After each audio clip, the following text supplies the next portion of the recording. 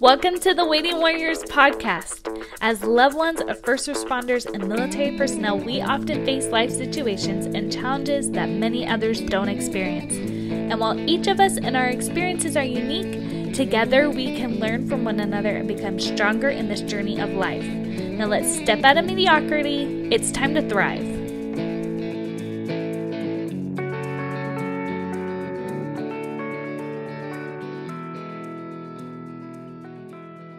Hi guys, welcome to the Waiting Warriors this week. I'm very excited, and I know I say that often, but I'm really excited because today I have one of my best military wives friends? You know what I mean. Ashley Evans. Welcome to the show, Ashley. Thanks for having me. So I met Ashley, five years I guess ago? like 5. Yeah. 5 years ago, when you had just started dating your husband, Rick, and Rick was in ROTC with Austin, and Austin came home like, Rick started dating this girl, and he likes her a lot, and she's coming to the ROTC ball, so you should be her friend. It's just like, I just remember it was so funny because it was like, yeah, I'll be her friend, and then before you know it, you guys were getting married, and the ROTC wives really stuck together, which was That great. was such a great group. I loved that. I It loved was. doing stuff together. It was, because I feel like the guys got along really well, and then we got along really well because they kept on hanging out in foxholes and in the rain over the weekend. Yeah. FTXs and all that kind of stuff. Yeah, I know. It's so great we haven't really had that since, like that same kind of dynamic and relationship where like we would do stuff all together so much, like by choice. And it really is. It changes the experience when you have like that whole network of people who are in the same position as you, in the same boat, and you guys are going through these things together. Having that group of people to be your friend through it all is really a cool thing. Yeah, it was a special group. So, Ashley, why don't you tell everybody, obviously you're in the military, but kind of tell us about your family and your experience since getting married and what's happened to your husband's career since then. Okay, so we started dating. The day we started dating was actually the day he signed his contract. So he did ROTC. He was a contracted cadet through ROTC, so he never did basic training or anything like that. ROTC serves as a substitute for that. So he contracted as a cadet and finished the rest of his ROTC training. I graduated from college the same time as he commissioned, so that worked out well. We both left Rexburg and, well, I guess back up a little bit. He decided to go National Guard because we just felt like it would be a better option for our family. By that time, well, I guess about 8 months before he commissioned, we had our first son, and him being born really changed our direction and our plan for our Army lifestyle. So he still at that point had a decision whether active duty or National Guard would be his route, and he chose National Guard. So with National Guard, you find you find a position in a unit wherever you think your civilian job will be. So he decided he was going to work in the civilian sector with his dad, so we would try to find a unit in California. He was originally thinking infantry, and then we felt like we were guided in a different direction, and he was actually able to secure an aviation slot in Northern California. The whole process was a total miracle, because usually people spend 6 months to a year filling out these packets, doing these board interviews, taking exams, getting qualified. And Rick was able to do all of that in 6 weeks. And he got his slot, he got the interviews, he did really well on the exams. I was super proud of him. So he was able to secure an aviation slot here in Northern California. I think there was only 2 in his cycle that were able to get that. So he did that. We waited in California for about a year before we went to flight school in Alabama. We went to flight school in Alabama at Fort Rucker for 15 months. And that was really intense training for him. It's really well known as being just a really hard thing to get through. You go to SEER school. That's a month, really intense training, no contact, and just physically, mentally really demanding. So he did SEER school. He did Dunker, which is a course of when your helicopter crashes into water. So it's a lot of really intense training. They practice that? Yeah. So they put you in a helicopter and then they submerge it and flip it upside down. And you have to get out. Oh my gosh. Yeah. And that's terrifying. I know. But he loves that stuff. Like, he was excited for it. That was one of his favorite courses at Fort Rucker. It's crazy. In SEER school, like, they starve you for days. Well, I guess you're not really supposed to talk about it. It's classified. It's a classified training, so he's not actually allowed to talk to me about any of it. But it's really intense. I mean, he came home, lost a lot of weight, and was very bruised up. So that was intense. And then flight school, it's just check rides, and it's extremely fast paced. There's different sections of it, instruments and combat flight maneuvers and all those kinds of things. And it was really stressful. And in that time while we were there, I was pregnant and gave birth to our second child, a little girl. And so with both my pregnancies, I've had hyperemesis. So that was a really hard year for us. And then being on the opposite side of the country from any of our family, that was really hard. But it was just one of those things where somehow you get through it day to day. So we just finished flight school back in March, moved back to California for him to resume at his unit, and then he would finish work on his civilian job. And then, we've known about this deployment for about a year, which I don't know if that is worse or better. Give you a year to dread it. But we've known about this deployment for a year. So he moved back to California in March. He started back at his civilian career. And then in May, so he was only there for like 6 weeks. In May, he started at his unit full time, preparing for the deployment. As there's only 2 officers, I believe, going on the deployment. So he has a leadership role in that and has a lot to do with that. So he is about 3 weeks out now from leaving. He'll go to Fort Hood for about a month and then be in Kosovo for a year. The total time will be about a year. So what has been the hardest part so far, do you think? I don't know. I feel like there's so many things about it that are really hard sometimes. I think the main things for me are just not really being able to have any long-term plans or short-term plans in general. Not really knowing what's next is really hard, and being able to roll with the punches with that is something that I'm only feeling like I'm just now getting more comfortable with. And then a lot of the struggle, which I'm sure for other people as well, is, at least I know at flight school, it was an extremely time intensive training. So late nights studying, he did a really good job of balancing the time, but I know that for a lot of people, it was very hard to not have them around nearly as much as you would like, or they were home, but they were studying. So like they weren't really there. They weren't present, but not knowing what's coming next or where you'll be going next, whether you'll be by family or whether you'll be overseas. For us, in the National Guard side of it, we do have a little bit more say in that, which is comforting. But I know for a lot of my friends in the active duty side, you just have to have the right mindset to be able to take whatever assignment and to make the best of it. I have a hard time not having long-term plans. Yeah. It's a difficulty, but how have you been overcoming that? You were saying that you're just now getting comfortable. Has there been like a certain process that you've been putting yourself through to get to a better place with it?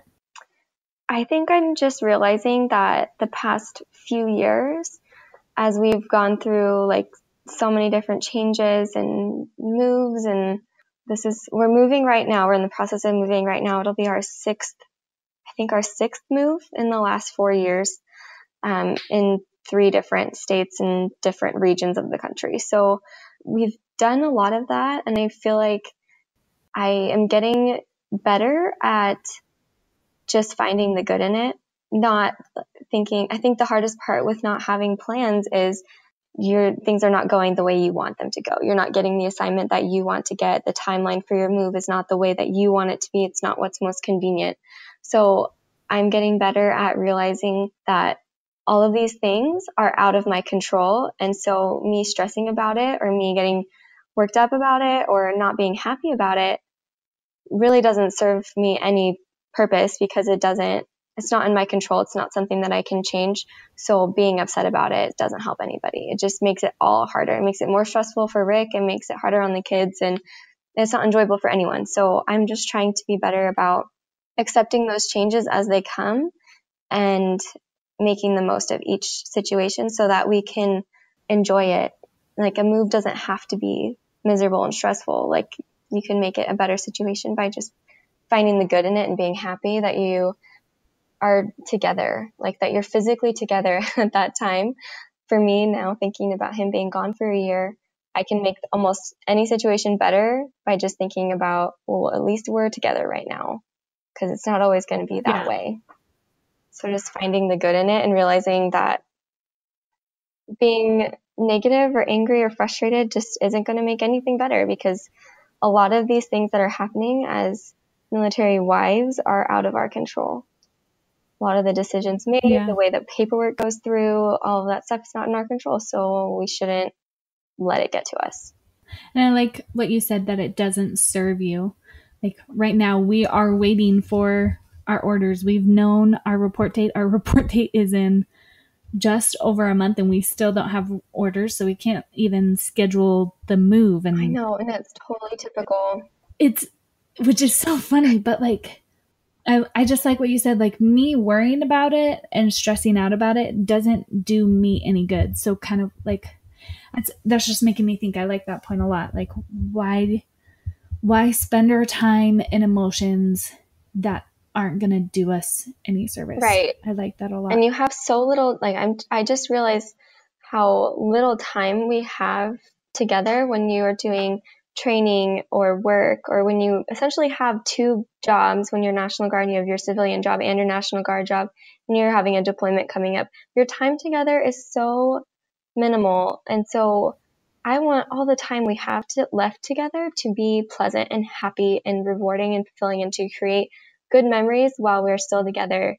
So I just want to do everything I can to stay happy and to make it a happy time for our family, and just having a positive mindset, like rolling with the punches is making that better. Yeah, I like that a lot.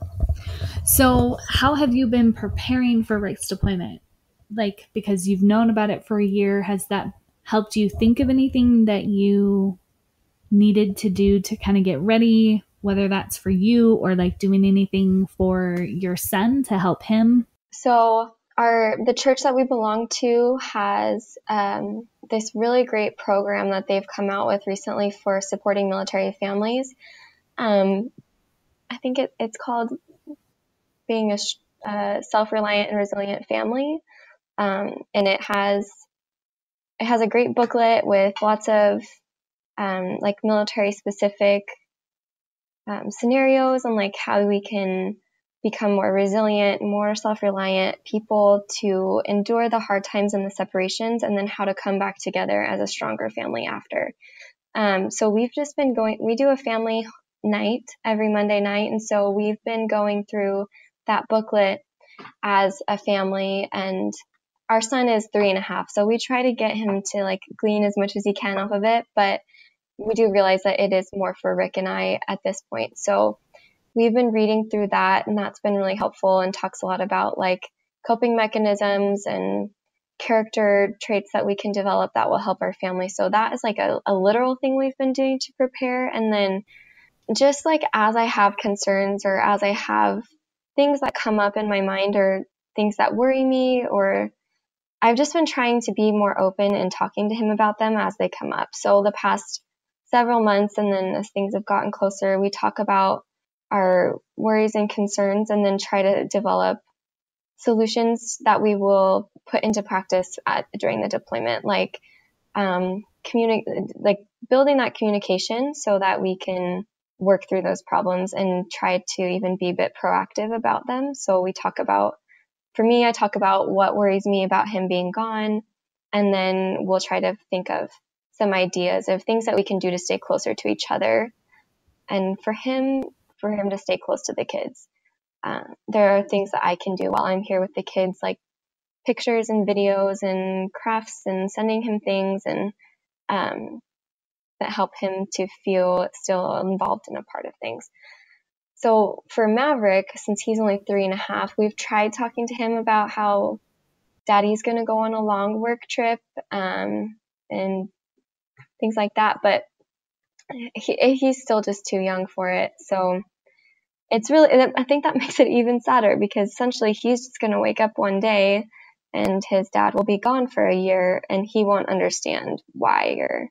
But thankfully, with technology, we're hoping, you never know until he gets there, but we're hoping that we can FaceTime and that we'll be able to have daily communication, to find a way to make that work. And I think that will be, for kids, that is the most crucial thing for them staying connected. And we're doing books of pictures. Yeah.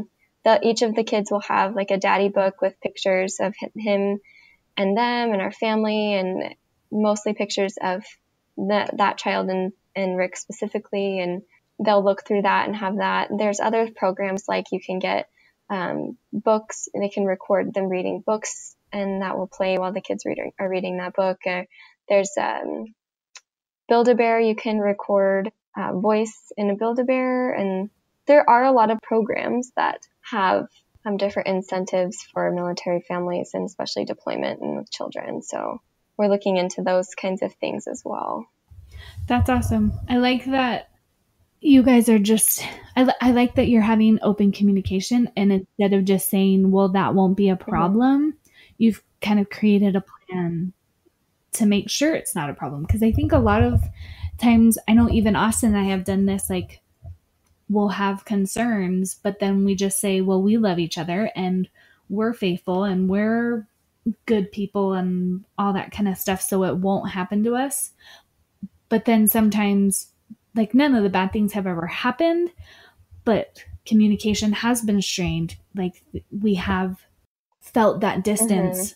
Whereas I like that you guys are very proactive about it. Yeah, it's been really nice, and it's helped us to draw closer to each other in these months before he's leaving, and really open up that line of communication of things that will be hard. And he's done a great job of not making me feel like I'm just adding burden to his stressful time of deployment. And I think that that's been really great, because I feel comfortable talking to him about what my concerns are. And we're both recognizing that it will be a very hard year for our family, but we might as well make the best of it because it's happening. So being able to talk to each other and try to use this time apart to develop different facets of our relationship and different aspects of each other, that will be a good thing. I've spoken to several friends who have gone through several deployments, and there is a closeness that you can gain from this hard time. I like that, instead of just kind of succumbing to the fact that you'll be distant or whatever, but just trying to keep your eye out for the way that you can still build your relationship. Totally. I like that a lot. Okay. Last question. Are you ready? What is your key to thriving you'd like to share with your fellow waiting warriors?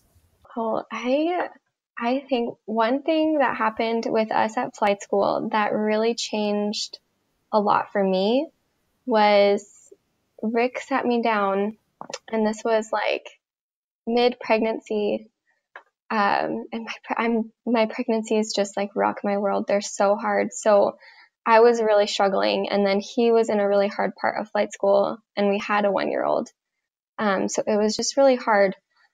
He suggested that I get a hobby and that I pursue that for myself and do something for myself and develop a skill. And I had no idea where that came from, but I am like eternally grateful that he said that, because I had always wanted to start sewing and I had always wanted to pick that up, and it was a money issue. It's costly to get started and buying supplies and a machine and stuff. And he really supported me in doing that. And I am always advocating to my friends now, like, do things for yourself, develop your talents and your skills and do those things, because it will bring a different aspect to your life outside of just taking care of your kids and supporting your husband. Having that hobby has it's been good. It gives me time where I'm doing something that I like to do, creating, and it's mentally stimulating. It's hard, and it's been something to be proud of myself for developing this new skill that I hadn't had before. So I think having hobbies is a great thing that's given me, it's like a distraction as well as a talent that I can use to bless the lives of others and my family. Doing those things for yourself and self-care, working out and taking care of your appearance will help you feel better. And this is something I really struggle with, but keeping that positive mindset, that will always do more for you than anything else. And doing the things that you need to do to keep yourself in that positive mindset.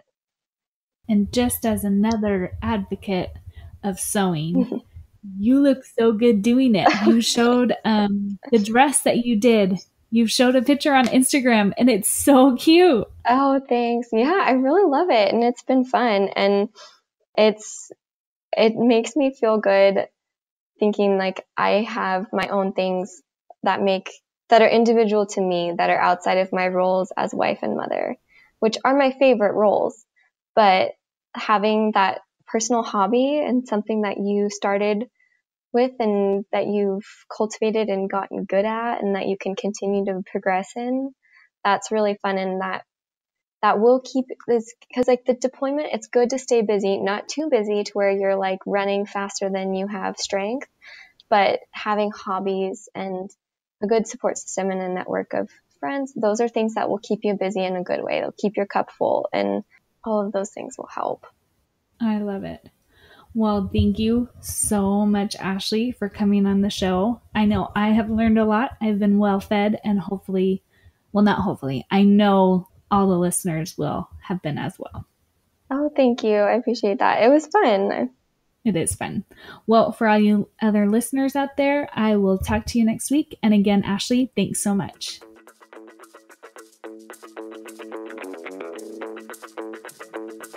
Today's episode is sponsored by Brave Crate.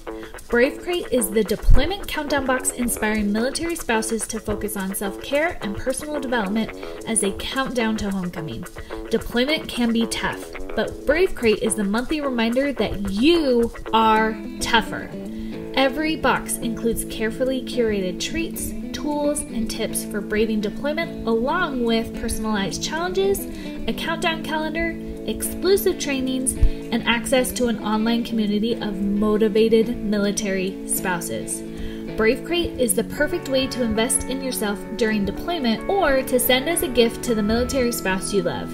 Take $5 off your first Brave Crate with code WARRIOR at www.bravecrates.com. That's www.bravecrates.com.